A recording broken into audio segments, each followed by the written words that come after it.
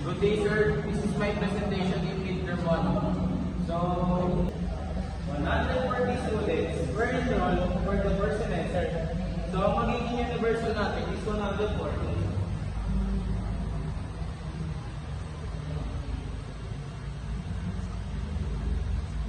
Then, 50 of them will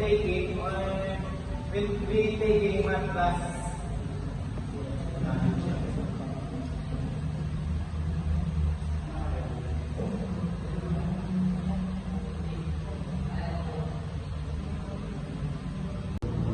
Then, 16 students will be taking an English class.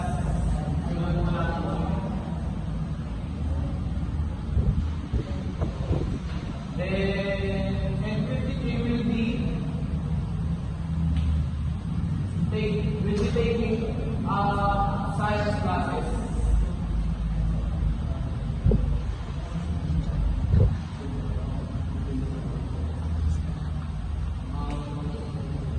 Then students signed up for both math and English. So, ilalagay ko natin dito. Then, 8 signed for both English and science.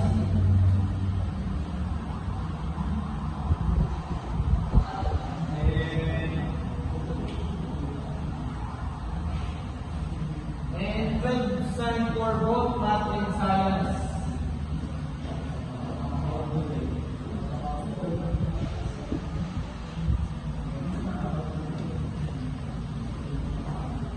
Then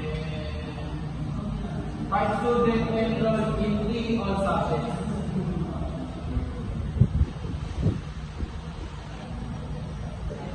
Next naman po natin, para makumpit po natin siya, is gagamit po tayo ng Venn diagram.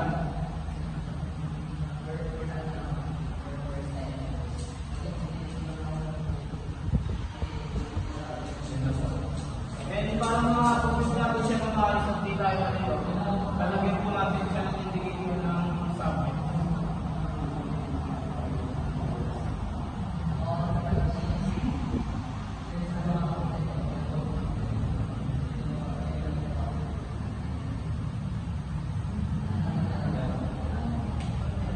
Then, ang computation po yan is mataas. Para ma-compute po natin siya ng maayos at hindi tayo mali. Then, sa next student naman po na kumuha ng subjects, lalagay po natin sa gitna.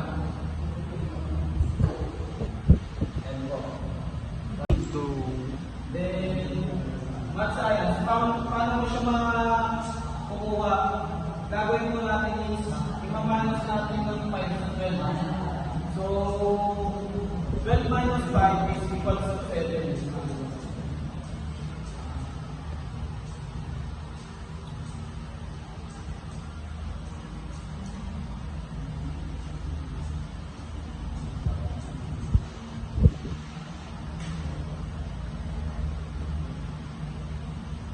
Then, para makuha din natin ito, nag-take ng English and Science, ganun din po, ipapag-minus natin siya. 8 minus 5 is equal to 3.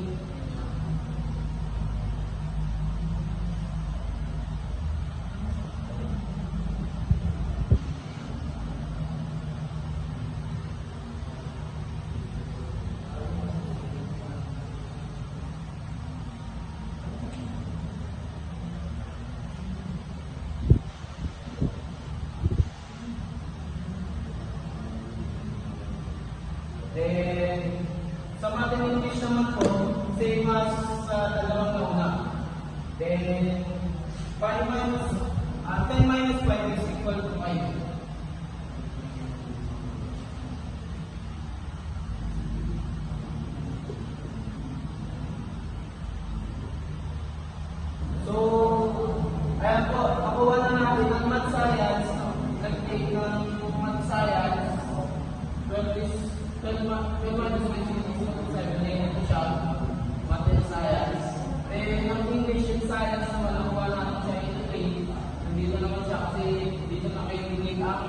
English and Science. Then sa Math and English naman, is nakuha natin is 5. Dito naman sa naka-indicate yung sa dito naka-indicate ang Math and English.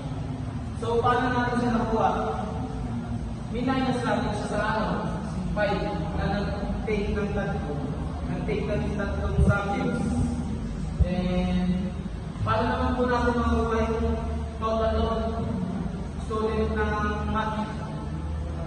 Ang gagawin po natin is, ipagpapas natin ng 5 plus 5 plus 7.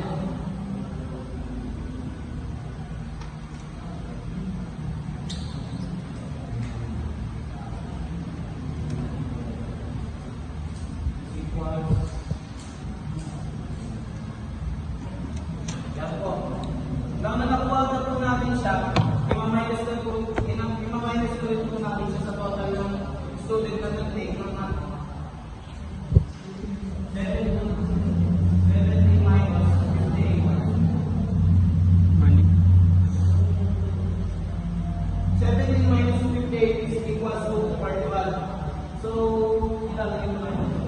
Kasi dito ko naka-indicate ang ganyan sa atin.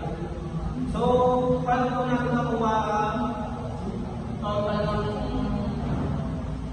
41? So, kinumpute ko ito as additional. Then, minus ko ang total ng student na 58 para makuha natin ang total ng 41. Then, okay. Then, sa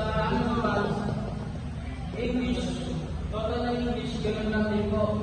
Ipagpaplas natin ang tatlong naka-indicate dito sa nasasakupan niya para makuha natin ang total ng nag-take ng English.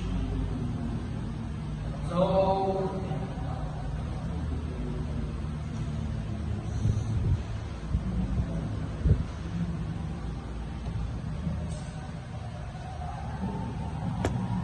five plus 3 is equals to 13.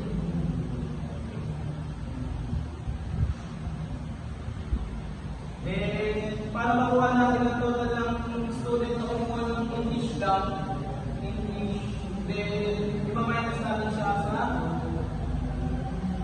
60 students.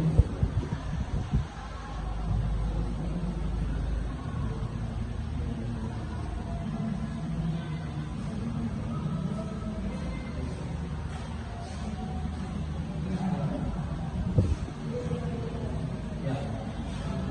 60 minus 30 is equal to 47. So, dito po natin siya ilalagay kasi dito lang nakitingin ang total lang mga nag-take ng single subject.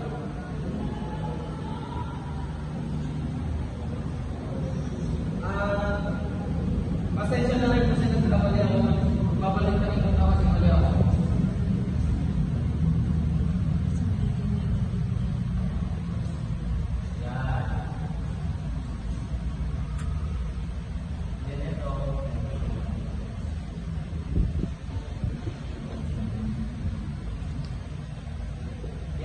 So, tapos na po natin yung dalawang subject na nakuha. Then, ang natitira is ganun din po ang gagawin natin.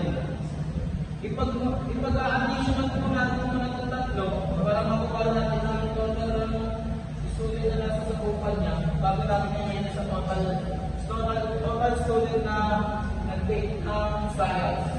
So, 7 plus 5 is 13, 12, then plus 3 is equals to 15.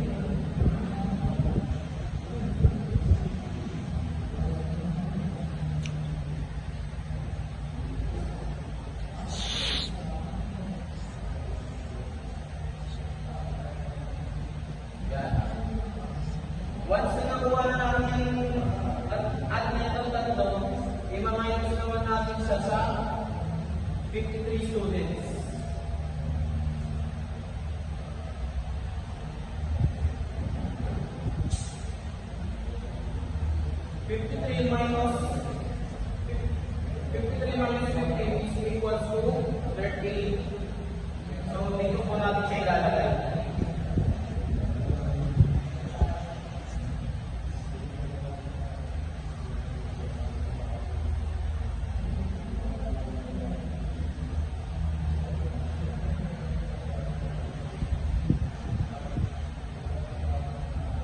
Then, yan. Bakit po natin sabi na 41 to? Once na pinag-add mo yan lahat, ang magiging total yan is 60 pa rin. Then, sa science naman, ganun rin. Then, sa English. Then, tapos na tayo dito.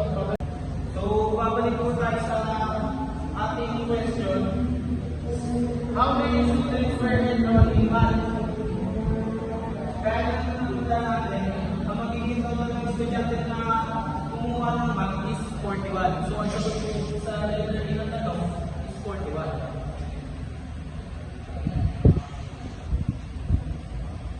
Then, letter 3. How many students were enrolled in English only? So, makikita po natin na ang English, ang total na nag-take ng English subject is 47.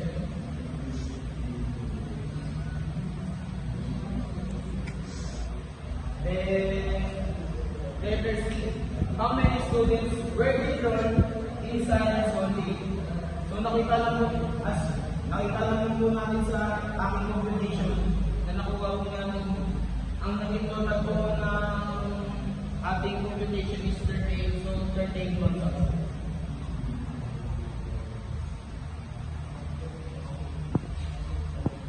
Then, paano po natin makuha ang katanungan ng question ng letter D? How many students will be not taking up any of the 3 subjects? Then, paano po natin siya? So, para po makuha natin ang sagot dito, how many students will be not taking up any of the 3 subjects? Ang gagawin po namin, ipagkaan ko po lahat na ng computation dito. Yan po. 41 plus 38 plus 47, then plus 5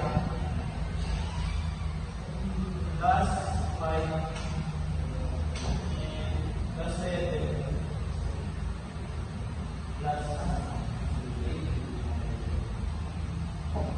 Once na magawa na natin yan, siyempre, equal na natin.